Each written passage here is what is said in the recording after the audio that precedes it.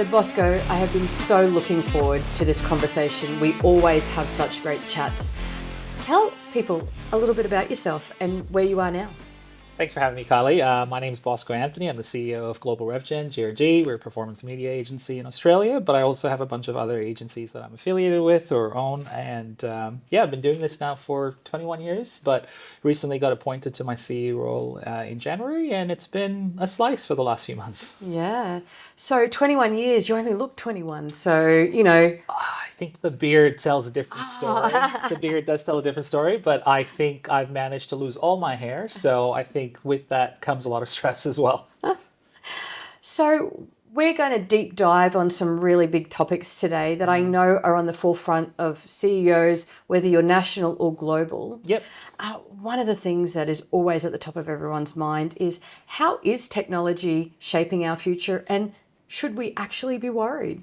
It's a good question. I don't think technology is the threat. I think really it's human choices that really make where we're going. We're not entering just an AI era. There's an interdependency between humans and technology, and I call it the superhuman era. So for me, not everyone is ready for that change, and it's either an adoption phase, an embracing phase, or sort of people being completely resistant to this stage. Yeah. So I think there's a fork in the road, and with that fork comes a lot of questions and a lot of things that need to be looked at differently, especially the future of work. So I think the questions around what the future of work looks like is going to be pivotal moving forward, and I don't think we're ready to ask those questions or we're not having those conversations just yet. Yeah, and that's what I'm really hoping that this conversation will start today. How do you think AI is exposing leadership gaps rather than solving them? Well, AI doesn't fix bad leadership. So true. I think that's the problem that we have is we give so much weight to AI, and it's supposed to cover all these other things, but bad leadership is bad leadership. So in this world, you either learn to adapt to the future or you slowly perish. And I think that's where AI is exposing us, because it's kind of like the Netflix era when we had blockbuster videos, or it was the typewriter era if we moved back even when cars, where they're back then they'd go, well, we can't fix and have faster horses. So, what's the next phase? And I think that's where we are today, where you still have resistance to change, and people think that they can get through the next 5-10 years and retire before the change takes over. The problem is that if you're still asking if this technology is going to change the future, you're close to perishing at that point when it comes to a business career. So I think as leaders, we're forced to embrace innovation. Yeah. And going back to your point on bad leadership, poor input equals poor output, right? So that's true in life as it is into your AI. If you've got poor input going into the AI, the prompts that people are using, then you're going to get poor output. Absolutely. I think that's so imperative, and I think people forget that part of it. I think someone said the other day, where your energy goes, it flows. Yeah, for sure. So how is the human workforce going to be impacted in the future? And I mean the real answer, not the nice bit that everyone's talking about right now, or the scaremongering. What do you think is the authentic, true answer? Yeah, look, I think the hard line is that jobs are evolving and jobs are being reinvented. So yes, there's job losses right now, and yes, people are being freed up of what they were doing. But with the phasing in and phasing out, industries have to evolve. The creative industry last year took a massive beating in Australia. There was a lot of businesses that went into administration in the creative space. But also AI is now creating the room for new skills. Yeah. So as a leader, you have to think about that. And for us, even at GRG, we realized that as an agency, we couldn't just be marketers. We had to think about where we could plant ourselves in the future. So we are now planning for the strategy and the consultancy piece. We're building more supply chains where we have the anticipated growth in China or India or other parts of the world. And then we're also focusing on the experiential of products. So we've been doing human voice trials on robotics and focusing on going after the efficiencies after working hours as opposed to replacing humans, right? We haven't laid anyone off. We still have the same workforce, but we're really focusing on building the business from the ground up and reinventing how even we look at how we do our jobs, because complacency sometimes is our biggest enemy sometimes. For sure. And I think that's so true when you're a leader in the field as well. It's easy to become complacent. And so what you're talking about really is not just a revolution of old skills, it's an evolution and an innovation of skills, and maybe thinking a little bit differently about skills that we already have and enhancing those to sustain our workforces so people aren't losing their roles. Historically, people that learned how to use a typewriter learned how to use a keyboard. Yeah. People that learned how to watch movies on a DVD player now watch streaming broadcast TV. Yeah. Advertising has changed from traditional ways of doing it to now digital ways of doing it. Audience sophistication has evolved. So as humans, we have to evolve with the change. One skill that everybody should be looking at is prompt engineering. And, I'll talk a little bit about that as we get into this interview.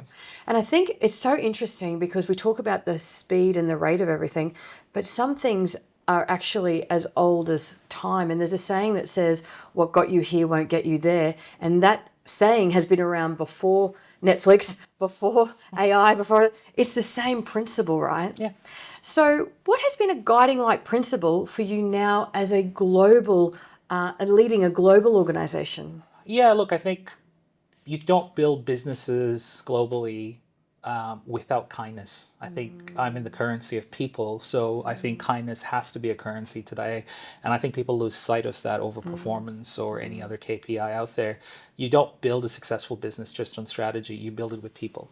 And I think that we're still in an age where robots are still dependent on people. So I think, I'm really a front-facing CEO that's focused on the relationships with our clients, relationships with our people, relationships with our suppliers.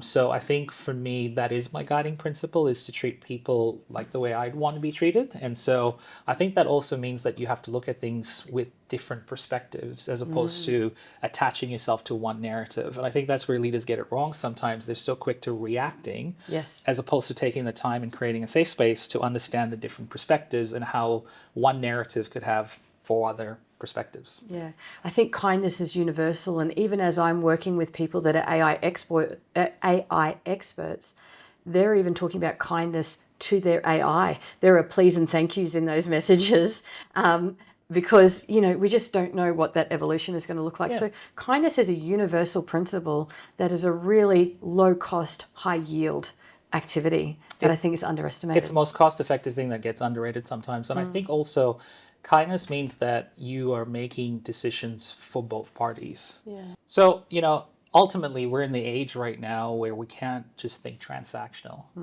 We're in an age where there's humans to consider on both sides of the business. So I think finding common alignment is really key in exploring the future success of any business. Yeah, creating the win-win, right? We don't. It's not about winners and losers. No. It's about creating the win-win for everybody. Agree. So wholeheartedly agree. How do you manage and juggle multiple priority businesses, brands, whilst maintaining a CEO role?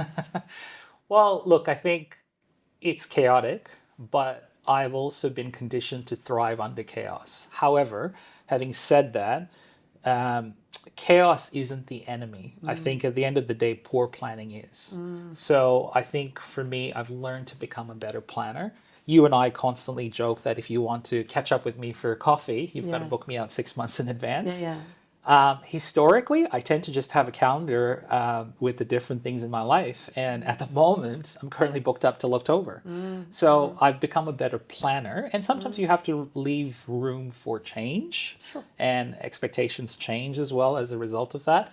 But I think if you can plan, then chaos gets managed better. Yeah, and I think you and I have talked about this before, the proactive versus the reactive, right? So the proactive always, which is that planning piece, you can't plan 100% of the time, but if you have a proactive approach to things, you are going to risk manage having to be less reactive on the back end the vast majority of the time. Yeah, look, I operate well under pressure and under chaos, but I operate even greater when I'm planning everything and it goes as planned. Yeah, great.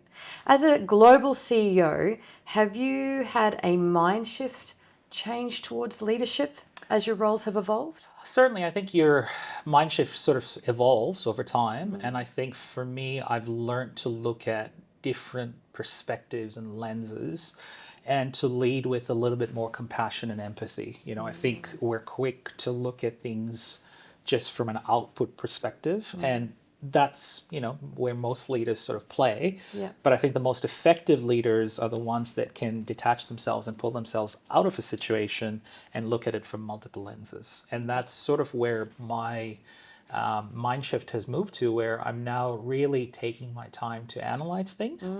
And so when I am, having a conversation or having a difficult conversation, there's a lot of thought process put into it. Yeah. So again, that proactive versus reactive, right? Pretty much. So how do you think culture is actually evolving today? And what is your view on this culture concept in the workplace, especially in this hybrid format where you're multicultural and the culture that's associated with that? Yeah, look, I think there's culture and then there's culture. For sure. Right? I was born in Africa. I've got multiple cultures behind me. And there's, different nuances to that culture. As a global CEO, I have people in the Philippines, I have people in Serbia, all different walks of life, faiths, beliefs. So there's that level of culture. And then there's what we call today the workplace culture. Now, I think it has been, sadly, it's been bastardized or tokenized. Yes.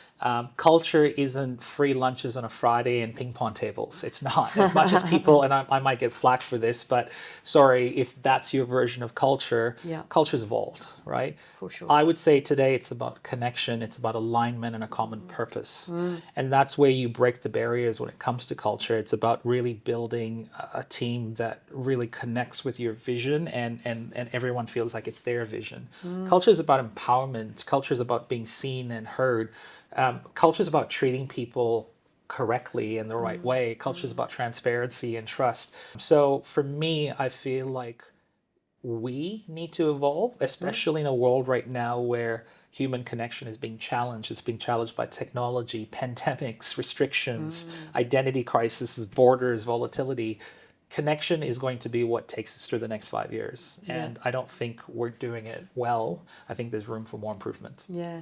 And I think one of the things that people really misunderstand is the technology allows you to be connected, but it doesn't create connection. And the truth is, technology doesn't fix shitty cultures. No. That leads into my really next question is, what are the symptoms that a business's culture is or can be toxic? We could spend a lot of time on this, but I'll call it one simple concept, which is quiet quitting. Yeah. This has taken place in the last few years. I think people woke up to the fact that they were subscribing to this norm where, you had to come in and work a 9 to 5 role. Well, companies didn't factor the travel time for the 9 to 5 role, and people don't actually work 8 hours when you factor the time it takes to get dressed and then the time it takes to come into work, right? But quiet quitting goes beyond that. Quiet quitting is when people go, I've had enough, I'm going to check out mentally, and I'm going to leave. And you and I have been exposed to those cultures with businesses and, other businesses we've been involved with where we've seen people come and go. So if, as a business leader, you can be in denial of this. But when you have 30 plus people leave your organization in a short period of time, you've got a bigger problem than culture. You've got a leadership problem. Yeah. Agreed. And so for me, quiet quitting is probably the first symptom that I see with a lot of the organizations I work with. And that leads even into, like, I recently did a survey where only 40% of the staff actually even did the survey. That in and of itself is information that we can use because that tells us that we've got some work to do.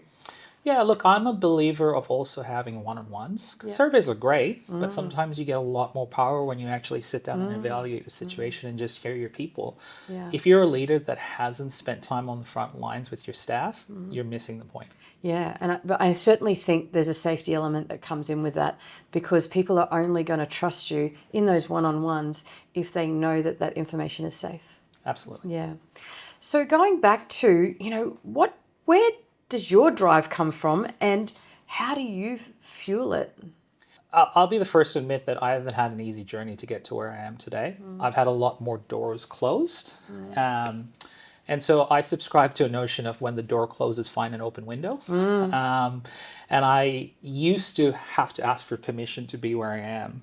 I'm not doing that anymore. I'm at a different stage in my life where I've earned the right to be here in the seat that I'm in. And so I think when you move from asking for permission and knowing that you're permissionless to do what you were designed to do, you're having different conversations. So for me, it's taken a lot of resilience and willpower, but it's also taken a different mind shift to accept where you are before you try to get other people to accept you.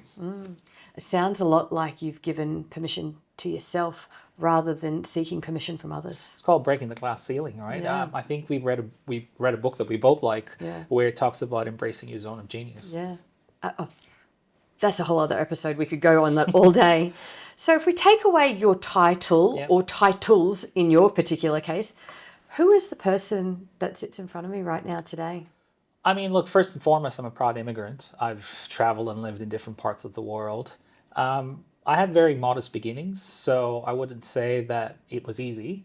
But, I think that the fight in me is still there. And I think that at the end of the day, I'm a person with a big heart.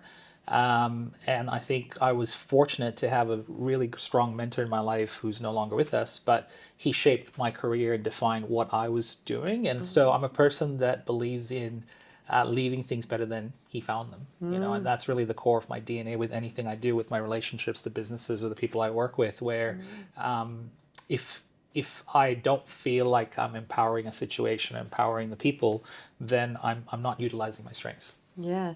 So, we talk about that ecosystem being so important, so that you found that mentor for you. And then also that transformation piece, which really is that legacy, which I believe you leave regardless of whether it's a conscious or an unconscious one. So we're far better off leaving a conscious legacy. I think it's also, I think an important question to ask yourself is, who are you becoming? And it's a question we should all ask ourselves every year. I have a friend that's written a book about that. And I think there's another question that I like to ask people and businesses, and it usually trips them up, which is, if you know you couldn't fail, what would you do? And it's a different question to ask, because then you're not looking at it from fear, you're looking at it from a different perspective. Okay, so on reflection, and you know me, I love a good reflective practice. What did it take to get here? People will tell you it's brilliance. It's not. It's resilience. I think for me, I feel like you have to really reframe your thinking when you're trying to break the glass ceiling. And sometimes that weight can be people in your network. It could be the energy that you surround yourself with.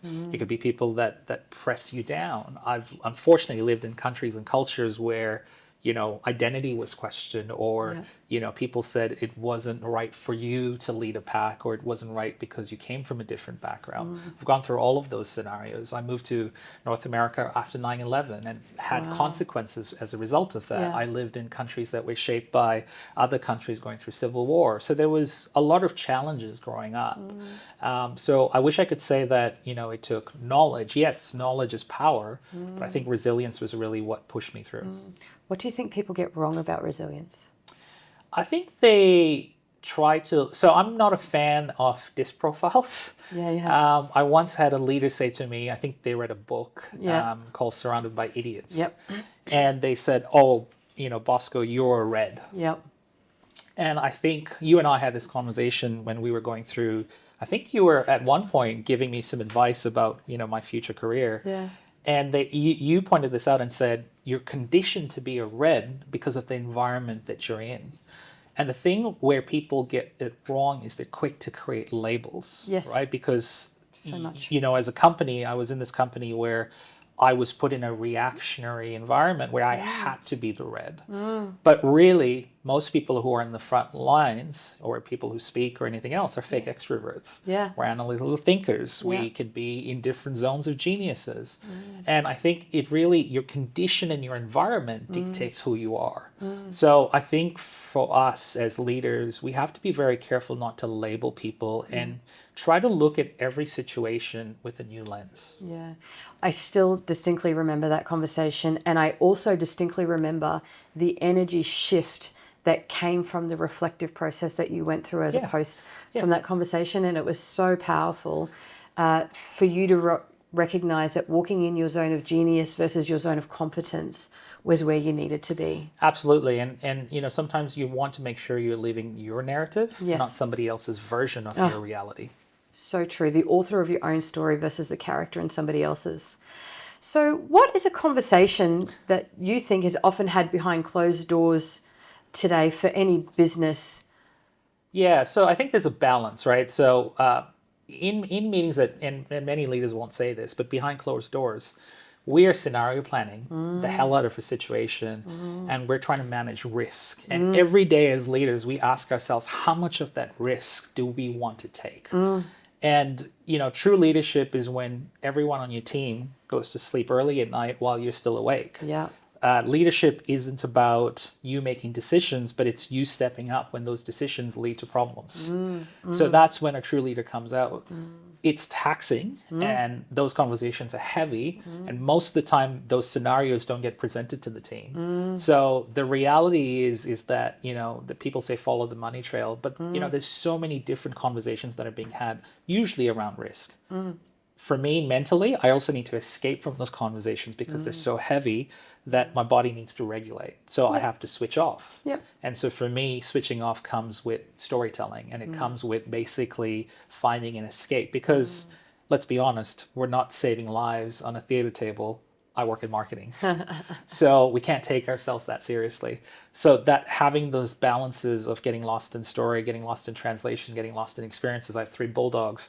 They've taught me to be more present. Yeah. So that allows me to then go back and have those hard conversations over and over again. But as leaders, what a leader will never tell you, and I'll be the first to admit it, is we evaluate risk 6 ways from Sunday. Yeah.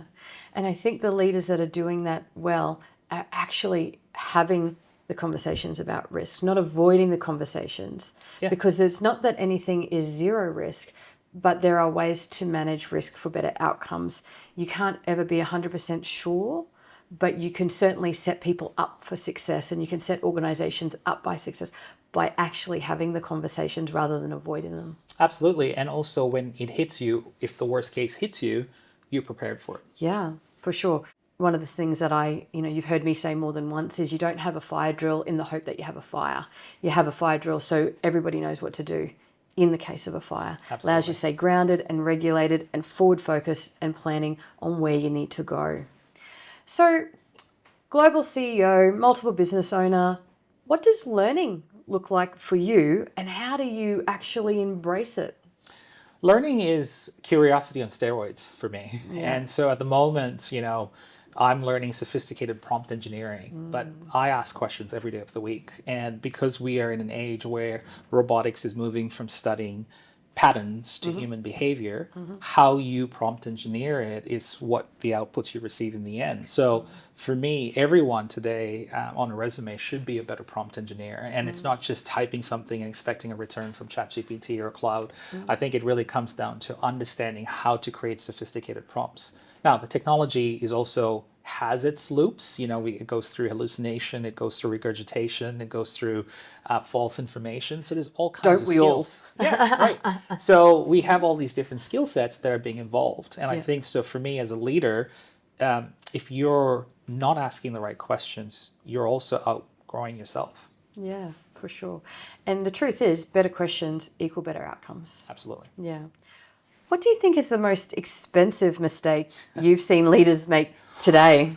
Feed their ego is probably the biggest one. I think, I've seen egos come into play, and it's little things. One of the worst advices I was given was when I was having a professional development session, and someone said to me, Bosco, our clients love you, but they need to fall in love with our brand. And I said, well, am I not the brand? Am I not part of the brand? Yeah. And that's when I knew I was in the wrong culture, in the wrong environment because of that. At Christmas time, we send gifts to our clients. Yes. This year, I said I would like to have the people who work on those accounts sign their names on those accounts. Because you can put your name and say, I'm the CEO of a company, but it doesn't mean anything. But if the people who actually take care of those accounts deal with it, that is when you put people first. And that culture of recognition is so important. So growing people, you shouldn't be intimidated by that success. And I think if I look at all my business partners, they've all empowered me and played me to my strengths. Yes. And I think when you start to do that, you start to play a different game. And that's that. If you want to go fast, go alone. If you want to go far, go together. Yeah, Right. absolutely. So, what is a great life hack that you've implemented as a CEO when it comes to managing your time? Because the word I hear at the moment is I'm busy, I'm busy, I'm busy. And everyone is busy, right? I think that's universal. So, what do you do to manage your time? Well, the busyness concept is something that's life by default, not by design. And I had a good mentor that really focused me on getting me to live life by design. So I surround myself with people who are very successful, and success leaves clues. I'll give a shout out to a client of mine. His name's Neil McIntyre, who runs Diatram Resources, and I catch up with him for lunch with my business partners. And he gave me something that was instrumental, but it wasn't original. It was just a very simple idea. And it was very simple. He took time on a Sunday evening to map out his entire week. I took that advice. I started deploying it this year every Sunday evening for an hour. And the results have been tremendous because I'm working against the grain. I'm working against the clock. When everyone else is busy, I'm planning. Yeah. And so for me, a really strong time hack is really prioritizing what are the core necessities for each day and starting with the biggest priorities as quickly as possible. Because as the day progresses, your zones of genius start to deteriorate. For sure. And it becomes less about being proactive and more about being reactive. Absolutely. I think that's, for me, that has been also, I didn't hear it from your friend, but I think that the ROI is exponential. So as someone who's lived and worked all over the world, what was an unexpected lesson that has really served you well? Look, I think I'm in a different stage in my life right now where I'm playing chess, not checkers. Yep. And I think the games we play as leaders today is when nobody sees those games. So everything I do is intentional and by design. It's really focused on getting strong outcomes. So the lesson for me is to really stay curious and embrace those outcomes and bridge the gap. So the moment you think you understand everything, you start to outgrow. I just came back from Japan in December, and just being around an old culture where there's a fusion of old and new cultures, food, culture, history, you start to pull yourself out of that situation and you look at life at a different lens. So for me, the biggest lesson today is to focus on the game you're playing as a leader, but also make time for your own personal growth. Yeah. Oh, could not agree more. And it's interesting. I recently just came back from a global conference also. And one of the things that I just sat and observed and just looked and was really just witness to that, and that personal growth and learning of being able to witness that is going to serve me exponentially professionally as well. And I think the interchange of both is so exponential. So success is a word that is bandied around all of the time. You know, my definition of success is taken from the original, the OG of personal development, Earl Nightingale, that says success is the progressive realization of a worthy goal or ideal. What do you think success looks like for you long term? Well, I think from a travel perspective, have less travel. I do about 30 to 40 trips a year. And, I think I try to travel light as I pace through that. So my travel hack is travel light and manage your expectations. But for me, success long term is about embracing your own identity. And I'm in a different stage now where I'm not asking for permission. I'm operating at a different level. And I think most leaders that get to this stage are doing the same. So for me, success is the energy that you surround yourself with. Success is the people and the stories and the outcomes and the heroes you create as a process of leadership and servitude. Success is about the intentions and the energy that you put for greater outcomes. But for me, success is also peace, prosperity, and more importantly, purpose. So precision is how I tackle those three areas, but the moves I'm making today are for the moves tomorrow. So as a leader, I think we all know where we're going to end up. and it's about deconstructing backwards, right? What's that old saying? Death and taxes are the most likely outcomes. Yeah. So I think for me, it's also about enjoying it, and also, we're all put in this planet for a certain amount of time. I think you are the legacy you leave behind. So what does that look like? And it goes back to the question I said at the start of this interview, which is, who are you becoming as a person, and where are you going? Yeah. And I think if you can answer those questions, then you're semi-successful at that point. Amazing. And I think going back to one of the things that I'm talking about a lot and seeing across universally is the end, which success used to be the money or the joy. And I think when you align purpose and prosperity, you can have the both end. Absolutely. And that's what's so exciting. You and I could always talk for hours. And one of the things that I talk a lot about is that ecosystem. And I'm so grateful to have you in mine. And thank you so much for spending time with me today. Absolutely, Kylee. Thank you for having me as well.